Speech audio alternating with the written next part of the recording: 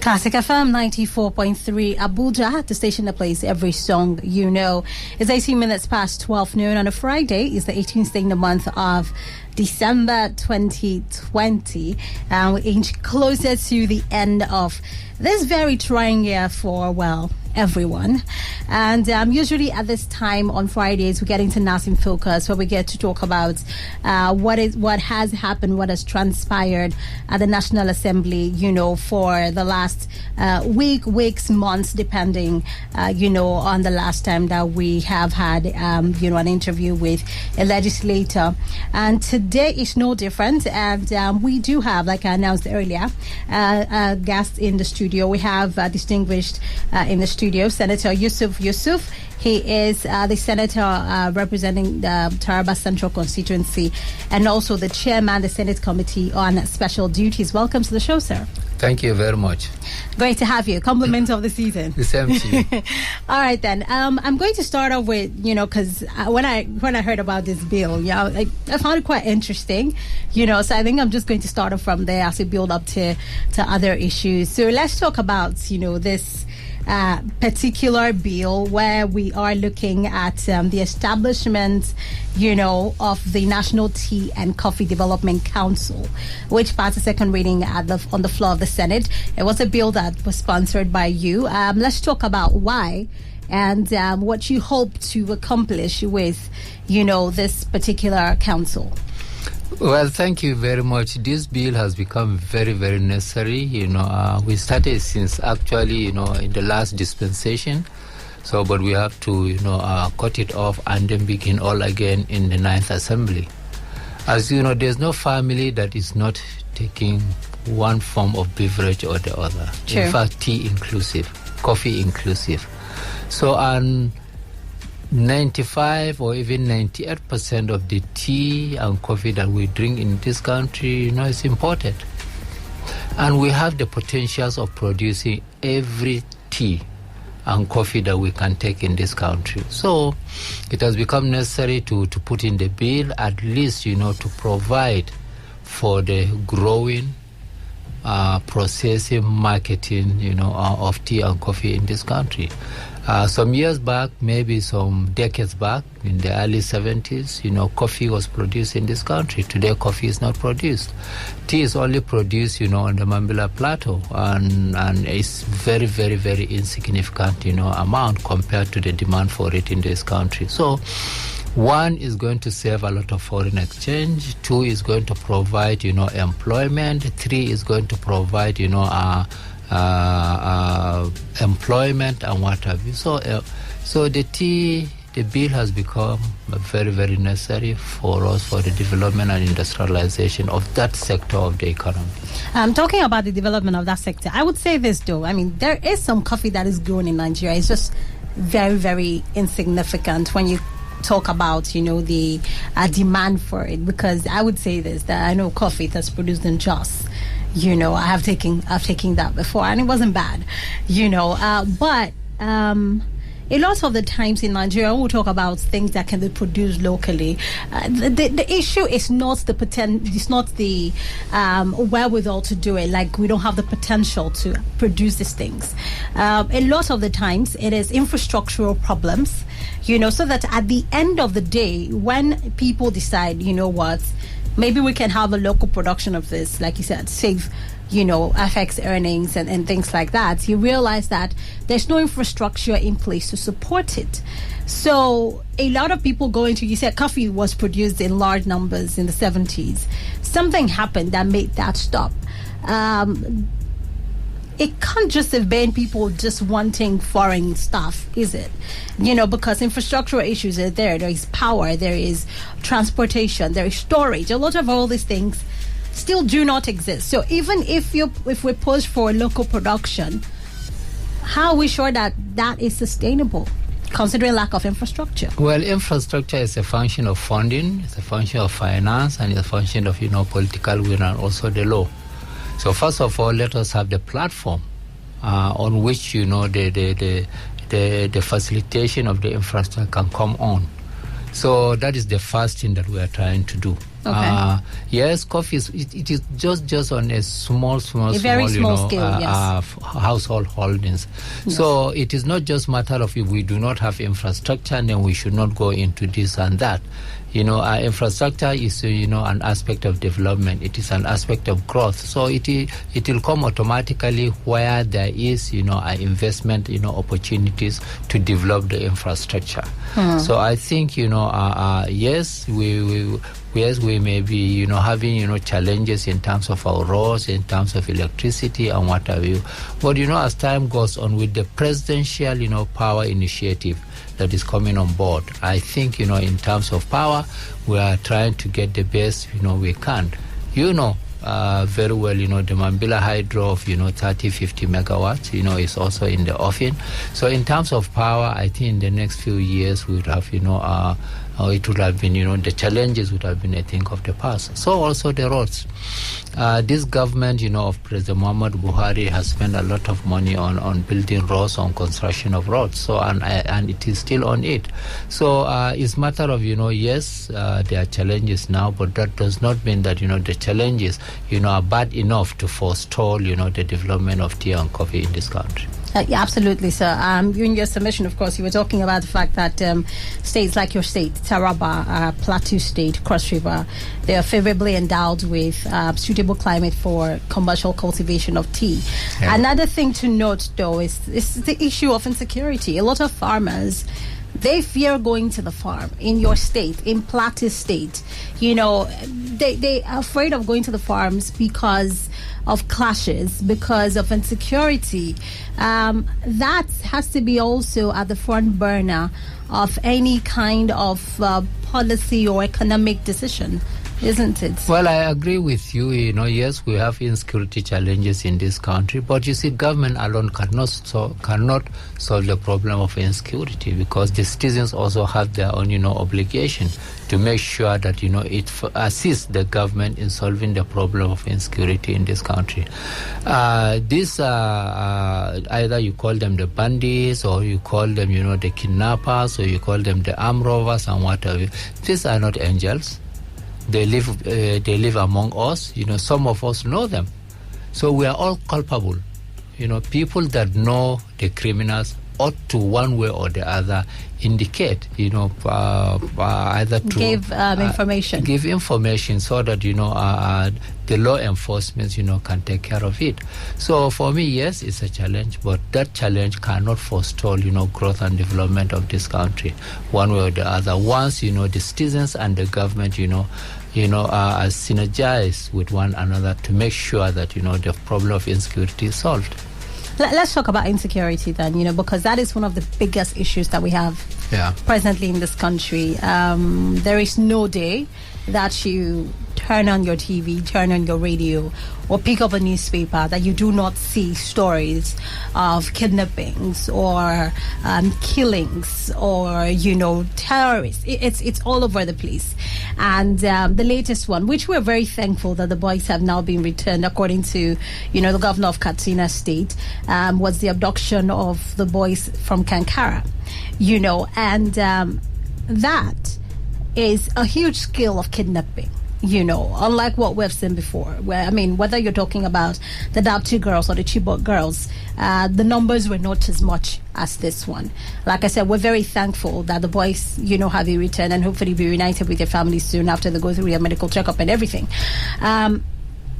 But we cannot take our eyes off the mark that insecurity is a huge challenge. Now, the Senate, of which you remember, has called several times for the service chiefs to be fired. The president has not heeded to that. The Senate has passed different motions when it comes to the issue of insecurity. That has not been followed through by the president. What is your reaction to that? Well, thank you. One important thing to note here, I'm not a member of the executive. I'm a member of the parliament, in the Senate, and we in the Senate, we have taken all the resolutions that is absolutely necessary for, in our own, opinion, for stalling, insecurity in this country. So now it is up to the executive, in tandem with the with the citizens of this country to see the best way they can solve that problem. Not only they should be fired, but what the Senate said, they should resign. Where you find that your own skill or your own ability and capability, is short of the expectation of the people, it is honorable to say that, yes, my time is up, let me go, let me give room to other people, with probably innovations to more, robust way of improving, the skills to come on. Again, some of people are talking about, providing, the architecture of insecurity in this country. So maybe that is also a challenge. I don't know. Maybe funding is also a challenge, but that is not an excuse to have the huge amount of, especially banditry, that is happening in this part of the country or in various, parts of this country. So I agree with you. Yes, it's a challenge. We in the Senate and National Assembly, we have done the best that we could. We do resolutions. We do not enforce resolutions. We recommend resolutions, to executive. So we are now waiting to see, what the executive will do with our resolutions. Maybe there are some handicaps here and there. We may probably soon, find out what the issues are. I mean, you talk about it, that, yours is to pass resolution. Of course, it's the president's prerogative, as the commanding chief of armed forces to either fire or replace, any of the service chiefs. This is definitely his prerogative. But here's the thing. You are in the legislative arm of government. Three equal arms of government: the executive, the legislature, and of course the judiciary. It seems to come across like the legislature is entirely helpless in this situation. Like, okay, if the president, asks to pass a resolution, like he said, we hope, we urge, we ask. Is that really all the Senate can do? No, it's not all. But you see, governance is in a process. There are so many other things, that can be done. But first of all, you start, with what is under your mandate in the Constitution. You cannot go outside the mandate of the Constitution. You cannot go extra, our constitutional matters. So we are operating within the Constitution. But as you would know, everything about governance is consultation, is also, a will and ability. So we are willing, and then we have the ability, and certainly, we have to improve in the areas of consultation. We have to find out why, has the executive not been able to do, some of the things that, are not only the Senate, not only the National Assembly, even the citizens. I think even yesterday there was a protest in I think Katsina, yes, where they are calling for the resignation or for the removal of the service chiefs. So, it is now everywhere that this call is coming from. So we must find out why this thing, has not been done. If you're talking about finding out why, I would say that, the Senate has made the call not once, not twice, not even 3 times for the service chiefs to be fired. And you're talking about consultation. The party that you belong to, the APC, is a majority in the National Assembly, in the Senate. You have the majority members, and that is also the ruling party, the executive branch. So what is wrong with consultations then? Because we see all the time that the Senate, the president of the Senate and the Speaker of the House of Representatives are having meetings with the president. We know that the caucuses are having meetings, and governors and all of that. So is it really consultation, or what else is the reason for this lack of synergy? Because you have meetings all the time. You see, consultation is both horizontal and vertical. We are operating a federal structure. A lot of people tend to forget the role the governors will play in the states. About 50% of our revenue go to the states and local governments. And the state monopolize also the funding of the local governments. So, and this insecurity happened in states. So there is that role, that aspect of, what I call, cooperative federalism or consultative federalism that is also going on. So it is not just the horizontal, it is also the vertical. So the federal, the state, and the local government.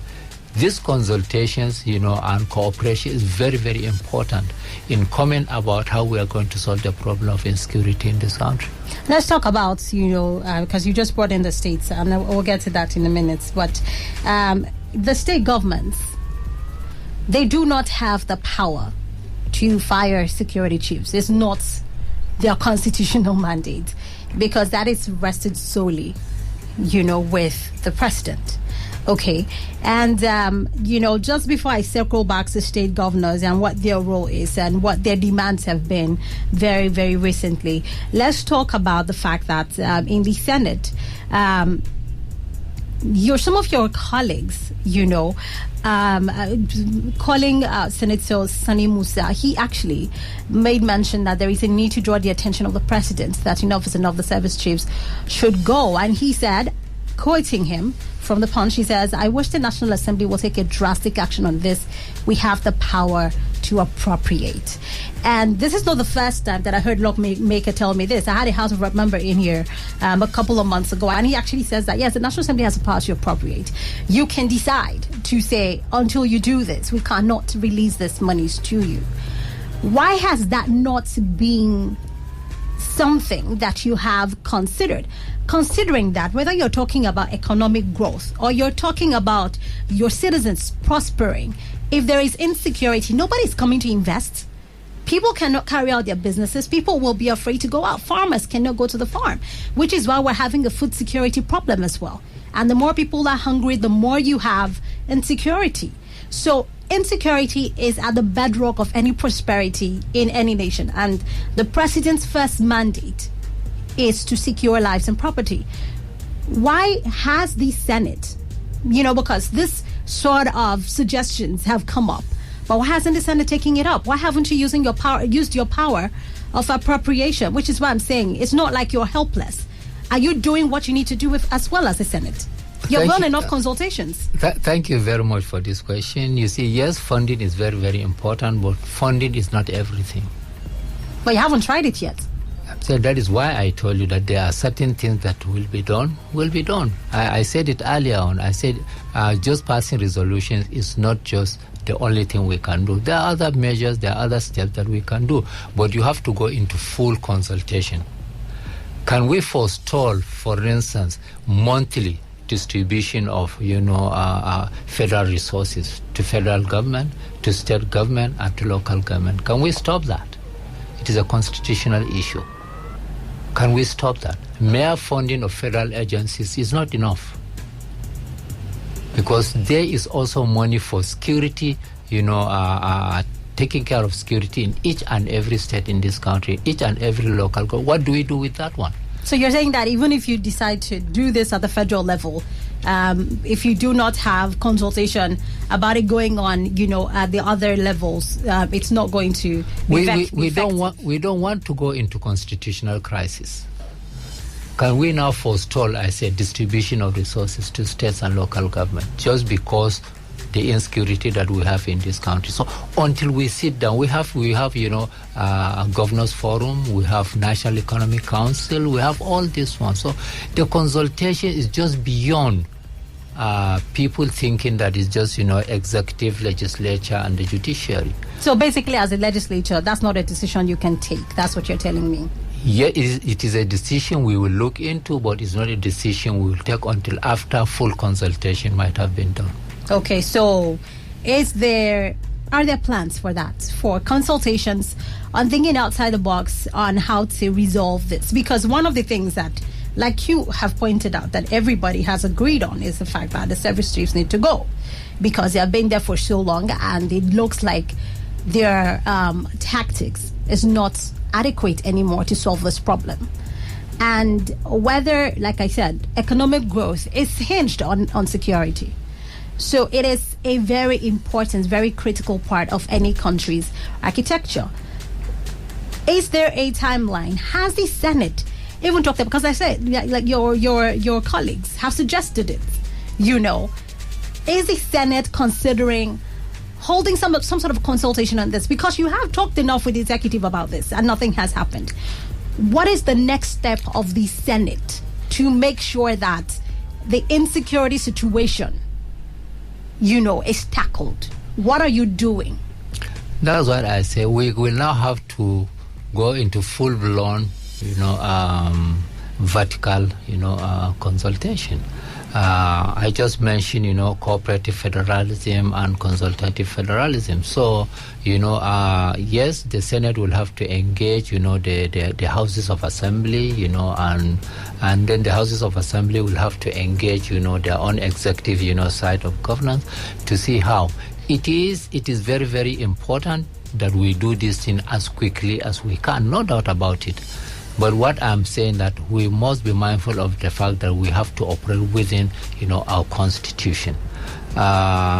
The consultation is just beyond just government. But I would say definitely that if you're talking about insecurity and, how much it has deteriorated, that you have the citizens backing you on that. Because they are the ones who cannot go to the farms. They are the ones who cannot stay out late. They are the ones that are afraid of going on the federal highways, traveling between Abuja, Kaduna, or Kano, because you don't know what will happen to you. So the citizens definitely, you're representing the citizens. I've given you that mandate to take care of this, because the citizens know that insecurity is a big problem in this country. That's much, The mandate they have given us is a relative mandate. It is not an absolute mandate. But I'm saying I agree with you on insecurity. That insecurity is a problem. I agree, but what I'm saying, look at what the CNO did, or CNG did in Katsina yesterday. So it is an expectation, we carry the civil society organizations, in this fight, to see how we can bring about, reduction in insecurity in this country. So that is why I say it is not something that you just wake up one morning and do. We've had enough time. We've been doing it, but we'll continue to do it. We'll have to engage. Running a country, there are so many conflicting, forces. Some people might assume that what is happening today is political. Some people maybe it's civil. Some people say it's criminal. So there are so many things. There are economic motives. There are some social. So there are so many things to be done. Nigeria is a large country of about 200 million people. We have to be, cautious, not to exacerbate, what I call, immigration or immigration crisis. So there are so many issues that we have to look into, and not just, jump into it, fight with one another, bring arms, do this. I agree. We are in a very, very critical situation.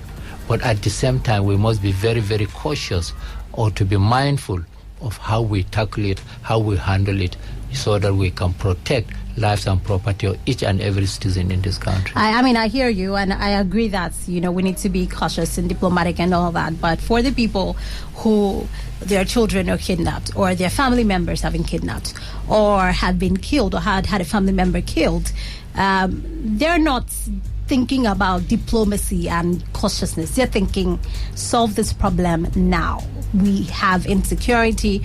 We have had so much time to walk around the fine lines. It's time for action. And the citizens, a number of them do feel that the government is not listening, whether you're looking at the executive arm or the legislative arm, that you're doing a lot of talking, a lot of meetings, a lot of consultations, but the actions are not being felt. So sometimes when you say we have to be cautious, they're like, yeah, but how long will you keep doing this? This is what I'm saying. You see, everybody, every senator is very, very, very concerned about this. Not that we are not concerned. We are very, very, very concerned. But we have to manage it in such a way that, the country will not get involved into a crisis that will go beyond our own control.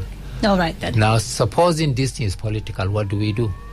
So we have to look at it, in all various areas of managing the country. Yeah, but to the citizens, they don't care if it's political or not. They just want it resolved. But talking about the states, because you're talking about, it's not just horizontal, it's also vertical. Talking about the states, several state governments have called for state policing because they feel that it is impossible to police this huge amount of people in Nigeria from Abuja. And your state inclusive, has surmounted for that and said that, this is something that needs to be done. The Senate, of course, the National Assembly has been drawn into this several times. What is your decision? What is your take on the issue of, state policing? Like I said, your state, Taraba State, your governor, in fact, insisted that state police remained a better alternative in the fight against insecurity in the country. Do you agree with him? And is that something that the Senate, will look at pushing? Personally, I don't.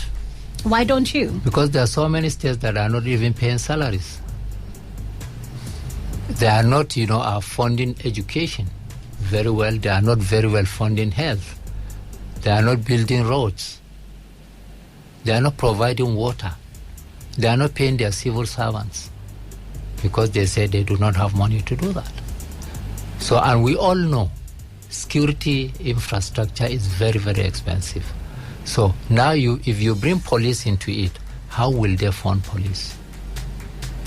What I will agree with them is that let us go with the community policing of the federal government, whereby every part of the community is involved in policing its own community.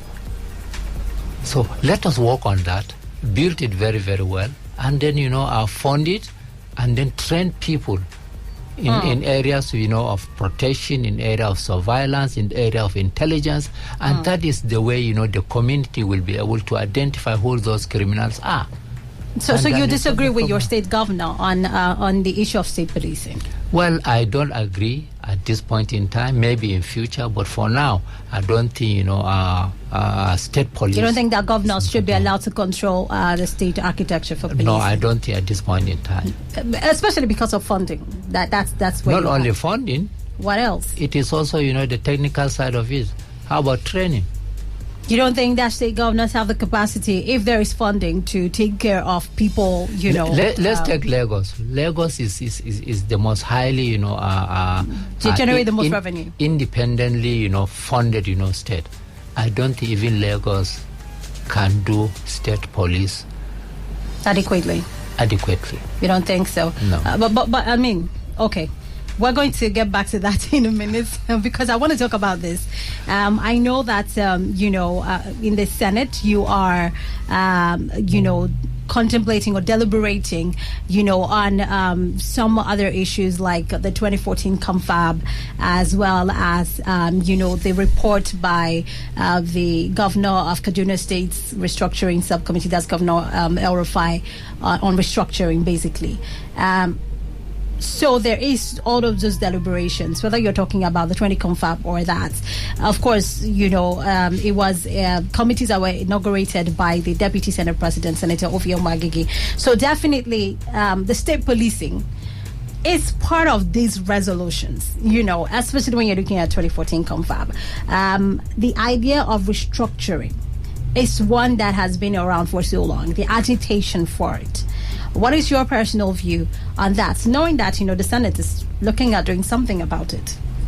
First of all, let us determine the variables of restructuring. What are we restructuring? Vertically, horizontally, our behaviors. What are we restructuring?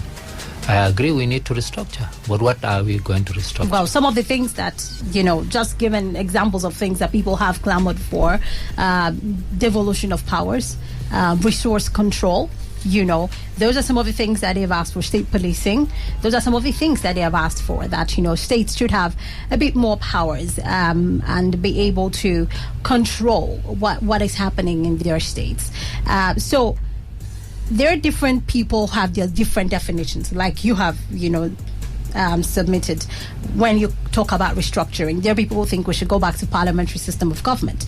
There are people who think that, you know what, it is just, you know, the state policing that, you know, we should focus on. But one thing that is sure is that everybody agrees there should be some form of restructuring.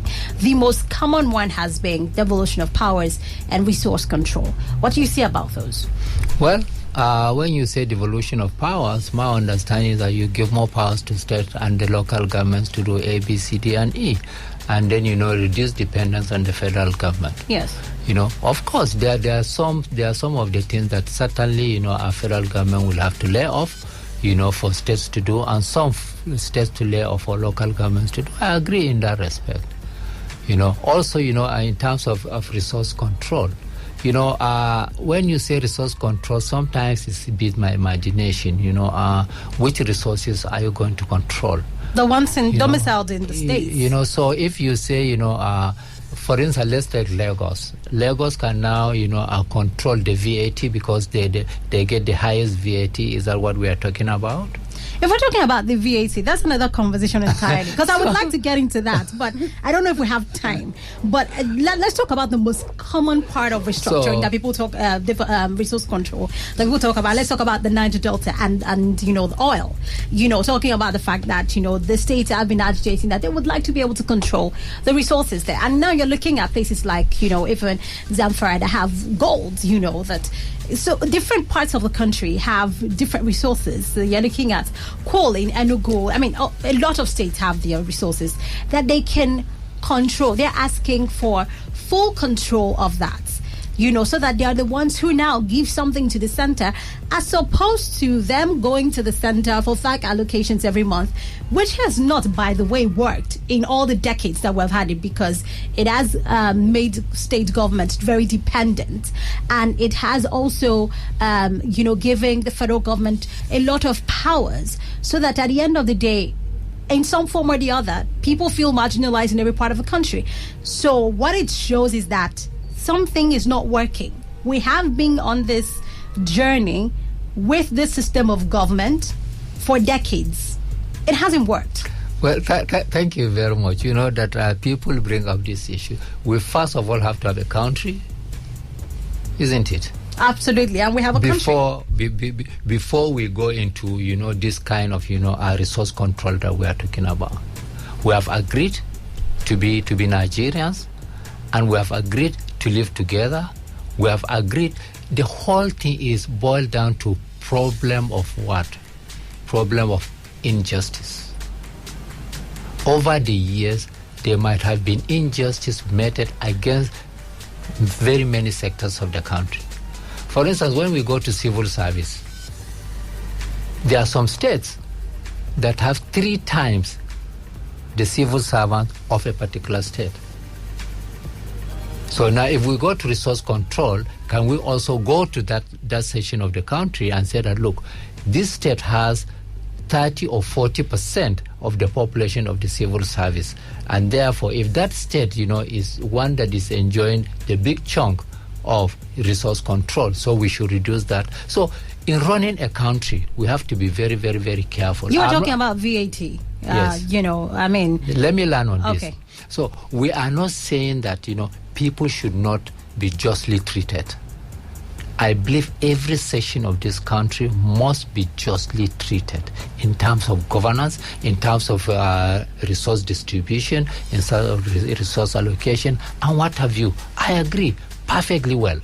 But in the process of doing that, let us not be carried by sentiments. This one is my own, this one is your own, this one is her own, this one is his own, and therefore it is now ownership. No. It has to be community-based. When I say community, I'm looking at the polity of Nigeria, you know, as a community, you know, to sit down together, do it in the best way and in the most peaceful way we can, which is, you know, through the constitutional amendment based on the COMFA, based on Governor Rufai's report, based on other reports that are coming on the board. I believe talking certainly is better than, you know. Yeah, talking. I'm just, yeah, absolutely. But we have been talking for a very long time. I want to ask you this, though, very pointedly.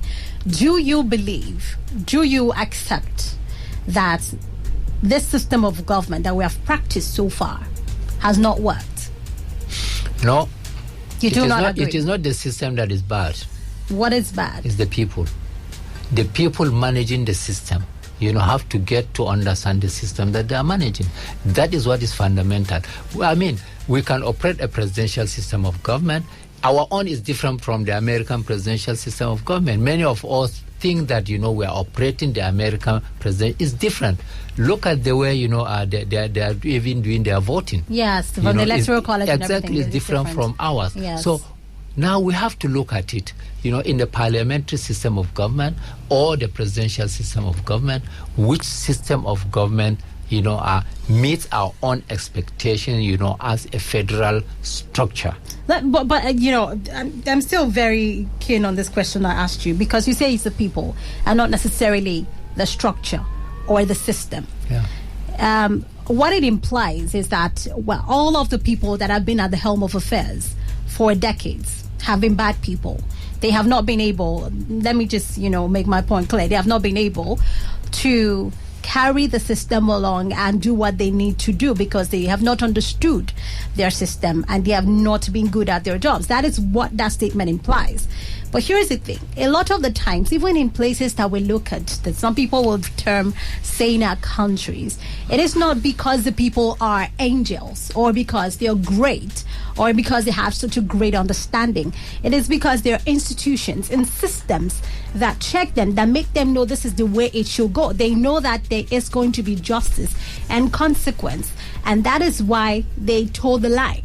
So if you are saying, that the people who have been at the helm of affairs, they have not been very good at following the system that we have in place, maybe the system is the problem. Well, you say helm of affairs. There is govern and there is government. So you're putting the blame on the people? So the system is on both sides. It is just the governed or the government all through. Don't forget that, Nigeria has been ruled by military. More years of military rule than the civilian rule. But we have had uninterrupted civilian rule since 1999. Well, it hasn't changed too much, has it? How many years? That is about about 21 years now. So there are many. Not a lot has changed. There are so many of us that are still militant in nature. You hear people say you are sacked with immediate effect. Because there is that we have to demilitarize, our civilian system. The civilian system is highly militarized up till today. So what about the agitations of people that, we have had 20 years uninterrupted of this system and we don't agree that it works? Can we change into something else? You don't think that they have a valid request? You see what I'm saying? For how long have we operated the presidential system of government that will now begin to call 21 years? Let us change it. You don't think it's enough? America, even though it's not like ours, has been operating for over 200 years. And look at, they still have this issue. So it is also... But they have systems, which is part of the reason why things were checked. But look at what happened to the American system now. It is still working, yes, regardless it's working, of what you say. So we have to develop our own system. Much better. But what I'm saying that it is the people that will develop the system better. What if the people are saying that this structure is not working for us? Which structure we want something else. We want a full restructuring, because their argument that we don't even operate a full federalism. That we want a full restructuring. Let us amend the constitution to have a full federal structure that is beautiful, that is working for everybody. We have a constitution, don't we? So you agree on restructuring? You just need that is why I the say, terms to be. I didn't say we shouldn't clear. restructure. I say we will do restructuring, but in what form the structure will take place, we have to sit down, go into proper consultation, understanding with one another, and then do our own restructuring. It is not absolute; it is relative, to every section of this country. So nobody will have the monopoly of saying structure. All the country will have to come into it and say, well, let us negotiate the structure. And then, find the best structure that is good for this country. Let me ask you this. One of the things that we know that we do not have the room for in Nigeria is a referendum, because it's not captured by Constitution. Do you think that should be there? Well, why not? If in the final analysis we deliberated, we consulted with one another, and we agreed that we should have referendum, why not? To amend the constitution, why not? If we all agree to do that. Your committee oversees, the Federal Ministry of Humanitarian Affairs, Disaster Management and Social Development. Of course, you have been talking about the fact that what we have basically slated for IDPs especially is not enough for the maintenance of IDPs and all that. And there has been a call to investigate spendings and the goings-on, of national investment programs, as domiciled in the Federal Ministry of Humanitarian Affairs and Disaster Management. Let's talk about that for a minute. Well, thank you very much. Ministry of Humanitarian Affairs, Disaster Management and Social Development is being oversighted by two committees. One is the Poverty Alleviation Committee, under which they have the NSIP, which is the Social Investment Program. That is not under me, it's under, another committee. My own, is the Disaster Management and Social Development. That is why I administer. Focus on the IDPs. I focus. Now, on the focus of the IDPs, we have a disaster. We have crisis in the IDPs. I went there, I went to Maiduguri, I have seen it, I have seen everything. But you see, the only way out of that is going back to the issue you raised earlier on security. Because if we have proper security, the people can now exit the IDP program and then go back to their own, homes and live as they were before. So these are also issues that are tied. If we continue to spend money on consumption, then we'll not have money for development. So, so it is a policy, a trade-offs that we have to look into, and also to see how best we are going to manage the situation. We do not have resources to sustain that. Neither state government, federal government, state government, or our development partners will have, or even the citizens of this country will have, and to continue to buy, foods and be given to these people. At one point in time, Borno State government spent about 1 billion naira in a day. So we do not have that kind of, resources. So the best way, is to go about how do we exit the IDPs. And to exit the IDPs, we must provide, enough security for people to go back to their own, areas of domicile. Do you believe that, the terrorism has been, to a large extent defeated in this country? Because that is what the governments keep saying, that technically defeated and things like that. And when you had the killing of this over 43 rice farmers, one of the things the spokesman to the president, Malam Garba Shehu, said was that they did not get clearance, that they could go back to farm.